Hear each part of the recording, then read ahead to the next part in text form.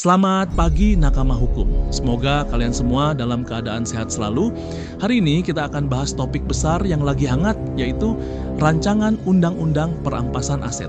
Kenapa penting dibahas? Karena selama ini uang hasil kejahatan sering lolos sebelum sempat disita negara. Kita akan kupas tuntas dari latar belakangnya, cara kerjanya, sampai pro dan kontranya. Sebelum kita bicara solusi, kita pahami dulu masalahnya. Selama ini negara baru bisa merampas aset setelah ada putusan pengadilan berkekuatan hukum tetap.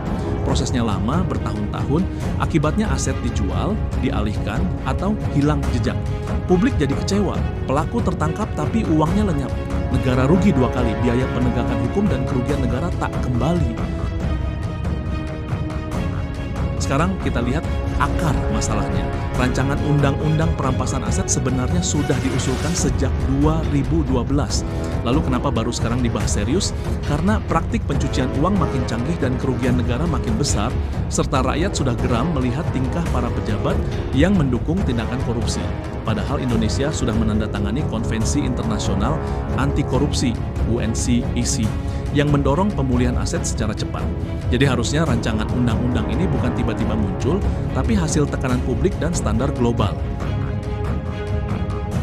Nah, setelah kita tahu latar belakangnya, mari kita masuk ke inti rancangan undang-undang ini. Kunci utamanya adalah non-conviction based asset forfeiture, yaitu aset bisa dirampas lewat pengadilan perdata tanpa menunggu vonis pidana.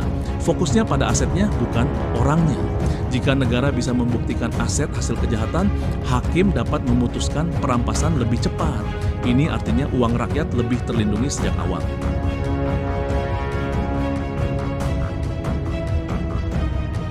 Lalu ada beberapa poin penting dalam rancangan undang-undang perampasan aset, yaitu 1. Perampasan aset tanpa menunggu putusan pidana. 2. Unexplained wealth order, pemilik wajib jelaskan asal kekayaan. 3. Ada lembaga khusus pengelola aset rampasan. 4. Perlindungan bagi pihak ketiga yang beritikat baik. 5. Ada nilai ambang batas supaya fokus pada aset signifikan. 6. Transparansi publik untuk mengawasi proses perampasan. Semua ini dirancang supaya negara bisa bergerak cepat, tapi tetap menjaga hak masyarakat.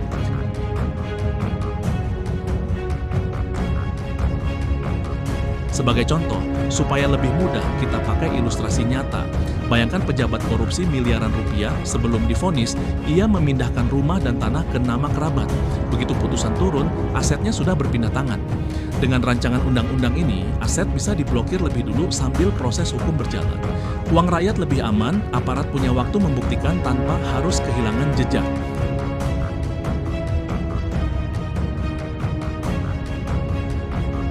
Rancangan undang-undang ini bukan eksperimen tanpa contoh, banyak negara sudah menjalankannya.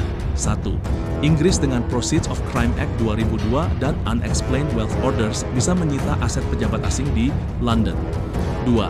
Singapura lewat Confiscation of Benefits Act yang tegas menyita aset hasil korupsi dan narkoba. 3. Amerika Serikat menggunakan civil forfeiture bahkan sebelum vonis pidana turun. 4. Australia dan Kanada punya sistem mirip yang mempercepat pemulihan aset. Praktik-praktik ini jadi inspirasi bagi Indonesia untuk memperkuat hukum perampasan aset.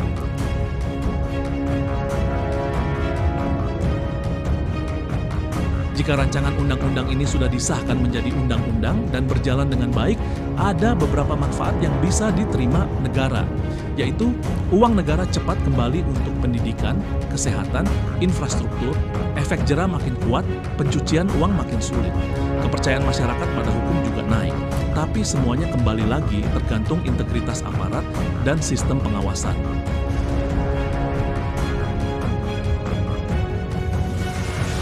Tetapi kita juga harus ingat, setiap kebijakan besar di Indonesia pasti ada sisi positif dan kritisnya. Mari kita lihat beberapa alasannya. Alasan pro: 1. Uang negara lebih cepat kembali. 2. Efek jera lebih terasa. 3. Praktik pencucian uang makin susah. Keempat, transparansi aset rampasan meningkat. 5. Standar internasional terpenuhi. Alasan kontra: 1. Potensi penyalahgunaan kewenangan, misalnya jadi alat politik. 2.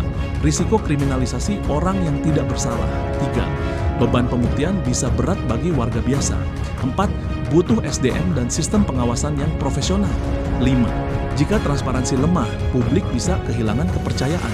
Karena itu, pengawasan masyarakat sipil, media, dan lembaga independen sangat penting supaya rancangan undang-undang ini yang akan disahkan menjadi undang-undang tidak disalahgunakan.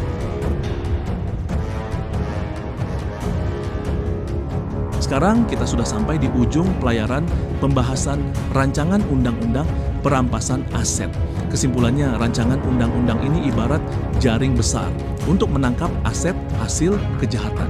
Kalau dijalankan benar, uang rakyat kembali dan hukum makin tegas. Tapi keberhasilan tergantung transparansi, profesionalisme aparat, dan pengawasan publik. Bagaimana pendapat kalian nakama?